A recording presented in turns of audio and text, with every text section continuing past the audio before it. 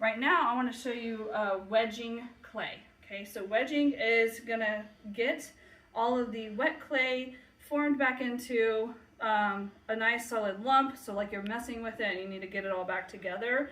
Then you're going to want to kind of cup your hands like this and form a ball, a sphere of clay.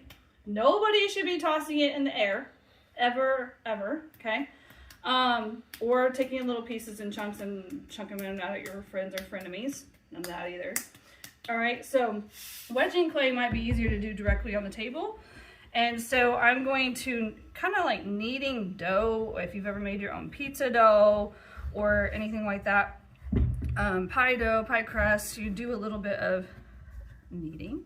So what I'm doing here is I am wedging the clay, and some of you have already helped me do this.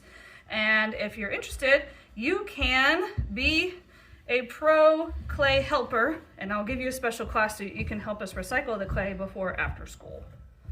All right, so what I'm doing here is I'm taking all of this clay and I'm pushing out any cracks or air pockets that might begin to form inside the clay, and that makes it easier to work with.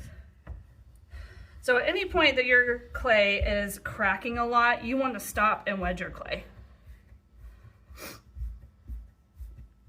I do that about 20 times and then you should be good to go. So you notice how it's a lot smoother now, okay? And then you're ready to work with it.